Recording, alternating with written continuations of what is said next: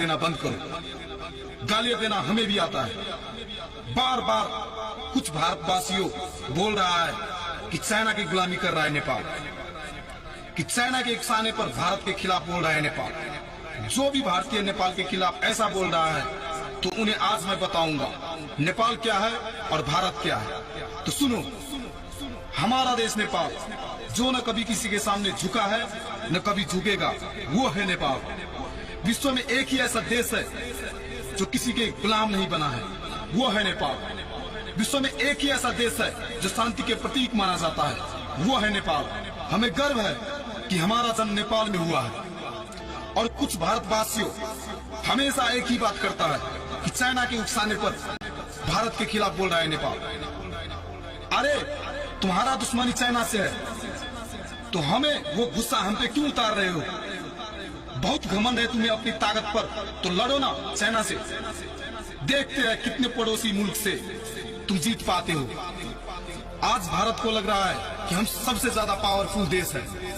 तो हिटलर का हिस्ट्री पता ही होगा भारतवासियों को।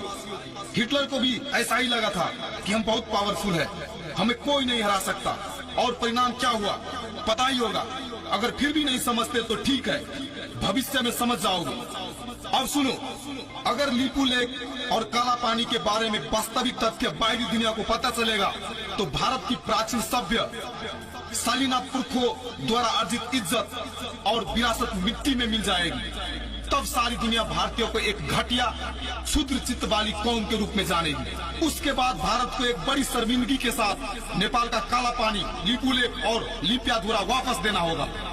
अब सवाल सिर्फ इतना ही है कि भारत पहले ही इज्जत के साथ वापस देना चाहते हैं या बाद में काला मुंह दिखाकर बेइज्जत के साथ। याद रहे कि नेपाल सिक्किम नहीं है और गोरखाली कौम को लाचार आत्मसमर्पण करने वाली कौम भी नहीं है।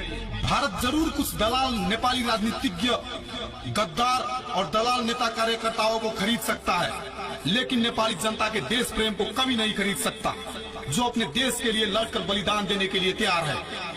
अब हम एक बार इतिहास की तरफ झांकते हैं। जब पूरा भारत अंग्रेज की गुलामी में जकड़ा था तब नेपाल अंग्रेज के साथ डटकर लड़ रहा था।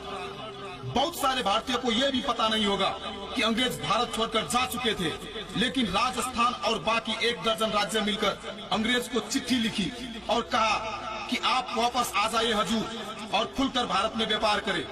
इसका कुल अर्थ इतना ही था, अंग्रेजों आप भारत आओ और हमको लूटो। अंग्रेज फिर वापस आए और कायर और स्वार्थी भारतीयों पर फिर से हुकूमत करने का दरवाजा खुल गया। उस समय पंजाब, मैसूर और बंगाल के सिवाय बाकी सब छोटे मोटे राज्य अंग्रेज के तलबे चाटने नहीं व्यस्त थे। भारतवर्ष की उस नाजुक घड़ी में पूर्वीय संस्कृति और पूर्व की पुरखाओं की विरासत बचाने के लिए नेपाल ने पंजाब और बाकी भारतीय राज्यों के साथ सैनिक गठबंधन की पहल की, ताकि अंग्रेज के साथ सम्मिलित युद्ध करते हुए उनको सिर्फ भारतीय उपमहाद्वीप से ही नहीं बल्कि एशिया से ही बाहर खदेड़ा जाए। लेकिन किसी भी भारतीय राज्य ने नेपाल की इस प्रयास को सुना ही नहीं और इसी बीच उसी का फायदा उठाते हुए अंग्रेज ने नेपाल पर हमला कर दिया। किसी भारतीय राज्य ने सहायता नहीं किया बल्कि तमाशा देखते रहे और कायर भारतवासी अंग्रेज के तलवे तब भी चाटते रहे। सोचो, अगर एंग्लो नेपाल युद्ध में भारत की किसी एक राज्य ने भी साथ दिया होता तो भारत की इतिहास कुछ और ही होता।